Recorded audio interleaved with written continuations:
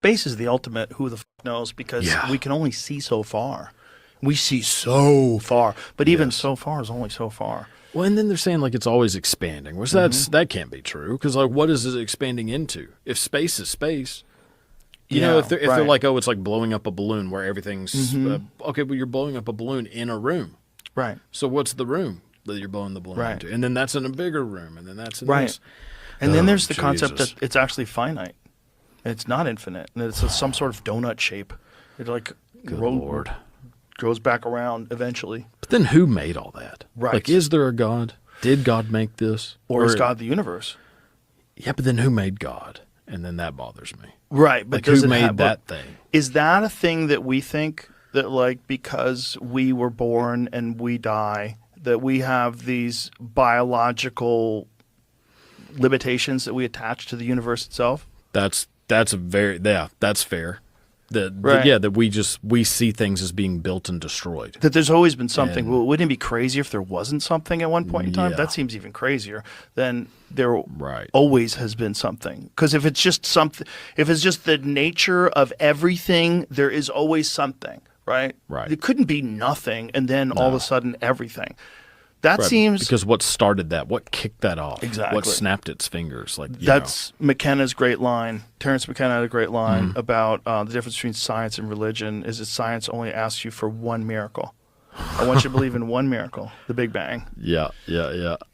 That's a good one. It's a great line. Yeah. It's because it really is true. Yes. And it's funny because people would be incredulous about the resurrection of Jesus Christ, but yet they're convinced that the entire universe was smaller than the head of a pin, and for no reason than anybody's adequately explained to me. It makes sense. Yeah. No. Instantaneously became everything. Yeah. Okay.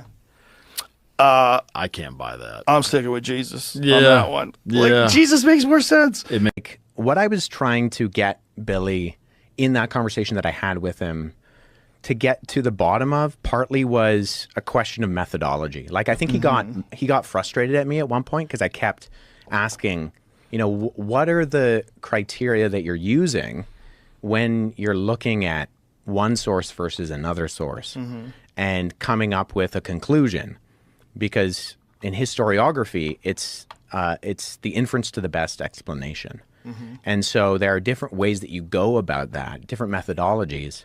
And historians very rarely disagree on the data and the evidence. It's the conclusions that you draw from that. Right. But then there are some things that are just out and out false. And I don't think Billy totally knew what I was talking about, but it's those criteria that we look at when we look at something that does come from like an oral tradition and eventually gets written down and becomes a literary text. And then you analyze that on the basis of it being a literary text. There are older versions. The Dead Sea Scrolls are the oldest of the Old Testament. So when they were discovered, so they were discovered in 1946 to 1957. And at that point, during their discovery, they pushed back a lot of our previous oldest manuscripts 1,000 years, which was a big deal. How old are they?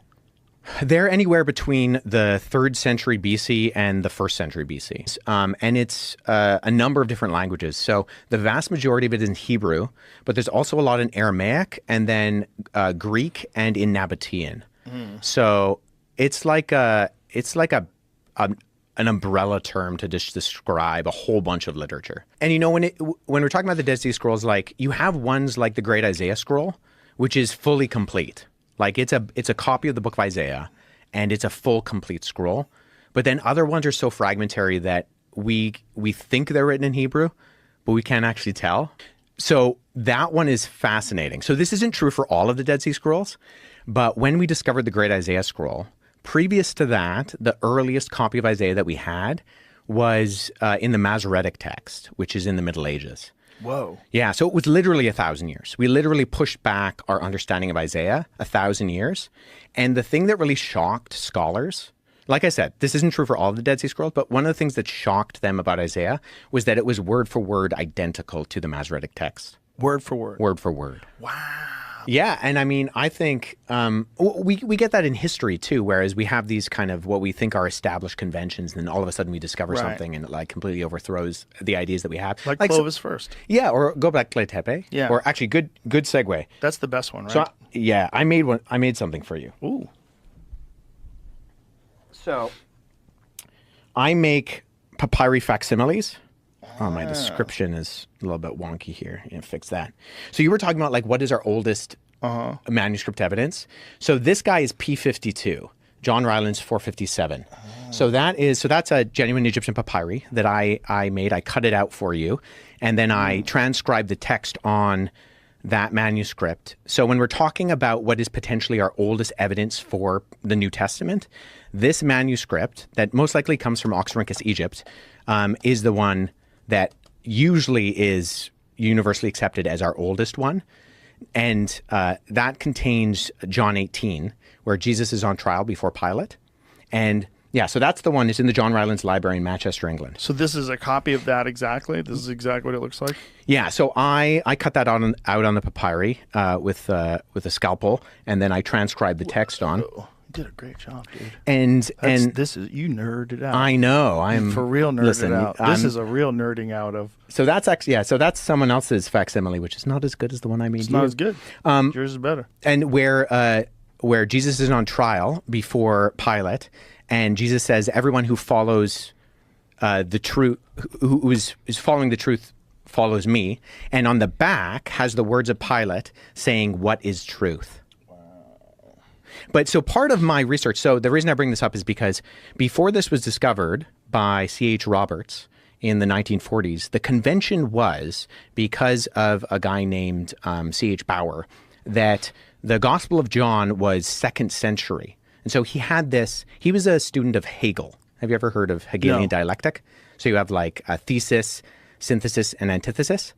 Yes. So Hegel had this philosophical theory, and his student Bauer takes that and he incorporates this into history. And he says, the earliest gospel, Mark, has this very Jewish Jesus, and then the later gospels have a very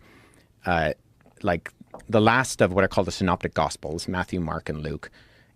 Luke has a very kind of more divine Jesus. And so he says, based on this, John is the last written one. And it combines these two where you get a very human and a very divine Jesus together. And so based on this, he says that John has to be 2nd century. Well, we discover this guy. C.H. Roberts is, literally going through these piles of manuscripts in these drawers that are being like stashed away. And he finds this guy and he sees that it's written on both sides, which is almost exclusively a Christian convention. Because in the ancient world, they used scrolls. And the Christians, for reasons we're not entirely clear on, they start to make codices, books. And so they write on both sides. And so he says, okay, this is written on both sides. It's probably a Christian manuscript. So he sends it off to the leading paleographers, or guys who date manuscripts. And they all say, this is the beginning of the 2nd century. And so there's still debate about the dating of this, but the unanimous consensus is that it's comfortably 2nd century, potentially the beginning of the 2nd century, which means that this is found in Egypt. John is probably writing his gospel in Ephesus. So it has to be written by John, spread around, find its way to Egypt, be copied, and then end up in this manuscript. Wow. Which means that at minimum, you've already pushed the Gospel of John back into the 1st century comfortably, and potentially even most likely into the lifetime of the eyewitnesses of these events. And so all of the literature up until that point from the scholarly consensus about the dating of the Gospel of John gets totally rewritten. Wow. And it's because of that guy. And because of my academic work, where I was telling you, in paratextual features, when we look at these tiny manuscripts and you figure out, okay, well, what does that look like on the page? I also made you. So I used 2 different variations of papyri. Whoa. So you have there where P52 would have been on the page, and based on it's called codicological conventions, the spacings of the words, and the way that the size of the margin that we can see, where it would have been on the page and how big the page would have actually been.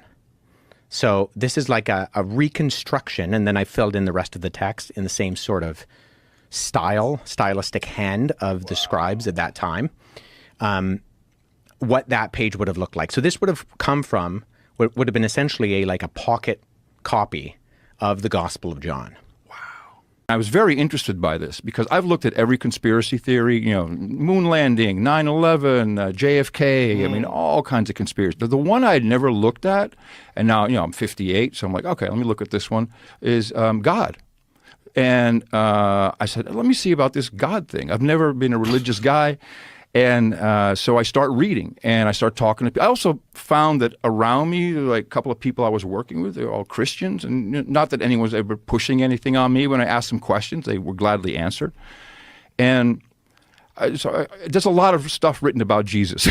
There's a lot written, thousands of years of books, and there's some contemporary stuff such as Evidence Demands a Verdict. And, this just is so much. And I got to tell you, Joe, as sure as I know that Building 7 didn't fall down out of sympathy for Building 1 and 2, God is real, Jesus existed, he was a badass outlaw, and it has changed my outlook on life. It has really changed the way I look at things. And I believe that we can win with God. I know that may sound a little weird coming from me, but I'm all in on this. And, I'm not you may think of someone who believes in God or Jesus as a crazy right-wing nut job, which I'm obviously not. But man, it's powerful stuff when you put prayer into your life. It's really powerful. The Holy Spirit. I don't think there's anything weird about it at all. I mean, I think there's a reason why it exists, why it's so prevalent in so many cultures. It helps people. It's about love. Yeah, it's all about love. Yeah. You think Jesus' role was? Who do you think he was? Well, he was literally the Son of God, and he was on the earth to teach, and he wandered. I mean, he was an outlaw. He did some crazy shit. He overturned the tax tables, and he really railed against a lot of stuff. Why do you think, based on what information that you have, why do you think that he existed? Jesus had to die after teaching us how to live a good life and how to be a good person, which is all about love. And that was to absolve us of our sins, which is kind of a cool out. So everyone's a sinner, everyone's fucked up, everyone's flawed, but you are forgiven for that as long as you try to be better. I mean, that's literally every book in the Bible is about. Like I was reading this morning, forget what it was, but it's like Jesus said, be quick to listen, slow to answer, and slow to get angry. And I took that here, because I remember last time I was here, which was over a year ago, and a lot of people said, dude, you're a fucking asshole. You keep interrupting Joe. And I did. And you even said, calm down, Adam, calm down. You're excited to talk. But that's just normal excitedness. You're not being an asshole. But it's better if I listen. It makes everything better. So it's just small things like that. But ultimately, it's 100% about love and knowing that it can be beaten. This evil in the world can be fought against. In fact, it's probably already done. And I'm just new to this, Joe, so I can't answer everything. But I love studying it. I love reading. It's fascinating material, and there's so much there. It's really fascinating. A person being the actual Son of God, I would need a lot of evidence to believe that. Evidence Demands a Verdict would be a great book to read, but just as I know that JFK was assassinated, and I really believe the CIA was involved because it's been written. I've just read documents.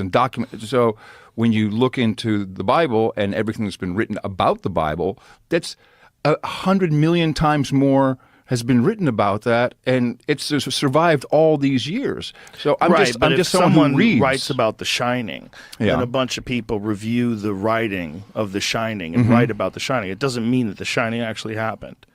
Just because so many people are writing about this particular religion doesn't mean that there was a person. But they haven't written about. Doesn't mean they weren't. I'm not saying they were. I'm not saying I know. But I'm saying it doesn't mean that man was the Son of God. I'm just telling you my process is when I investigate things, and to me it was a conspiracy theory.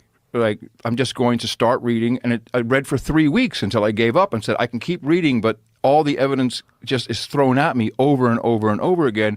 If I'm going to believe certain things about JFK or 9/11 or whatever, which I've read as much as I can, but there's not that much. It's just for my own conscience. I have to, if I'm going to believe that after reading 50 years of documentation versus that thousands of years of documentation. But it's thousands of years of documentation of a story. It's interesting that some people would rather not get there and rather be in a shitty, depressed state as long as they're not duped. But you've been duped by life. Of course. Because your life sucks. But, I know a lot of atheists that are super depressed. The idea is not that God fixes everything. The idea is if you can believe in it and can put yourself in a mindset, I'm just looking at a little abstract now. Yes. You put yourself in a mindset that things can happen, that miracles do happen, that things do impact your life, and that you look at things in a different way. You're not always completely fucked up about this is not happening for me or that's not happening. Do you think it's like psychological software that you can run? Like your belief in God. Do you think that's like psychological software that you could just run and they're like, ooh, look, everything's smoother? No, it's not. No, because everything isn't smoother, but you at least don't freak out when shit isn't smooth. Right. I don't mean it in a derogatory way or a negative way. I know. What I mean is like, is that why it's effective? That it's like a natural thing that you could run and it's been honed over time. It only makes sense that it has been, here you go. I love this. So it just sort of slides. What is the software? What is the code? It's the Bible. It is the gospel, Scripture. That is, if you want to look at it that way, it is the code that you run in your brain, and it does things for you. Yeah. So that's a way of looking at it. That's a kind of a good way, actually. I hadn't thought of that one. I like that. Yeah, like a psychological software. Sure. But the problem is, if he was really good at it and really successful in a time when people were not very sophisticated, he could probably pull that off. And then when he dies, everybody would say he was the Son of God. Sure. And we don't know. No. So how would you know that this guy who lived 2,000 plus years ago is actually the Son of God? That's why I call myself a believer. Because you just believe. Yeah. Yeah. And I've seen what it has done for my own life. What does it do for your own life when you believe? It makes me a very happy person. Prayer does work, not if you're asking for stuff for yourself, but I've experienced, it's not really just the miracles that I've experienced, but it makes me happy. Good things have been happening. So you just find it effective. It works for you. Yeah, of course. And so you're just saying this has helped your life. How can you possibly prove? You can never get to the end, of course not. Right. But you can never prove. You could prove that people believed it. Yeah, but how could you prove that someone was actually the Son of God? No. Or are we all? Of course, we're all then, God. Of course, he we're was 100% God. So if he was one of us, he was the teacher. Then he was the Son of God because we're all children of God. I'm with that. I'm with that. Yeah. Maybe that's the answer. Maybe it's a puzzle. Jesus. That's right. Help me, Jesus. Help me, Jesus. Help me, Jesus.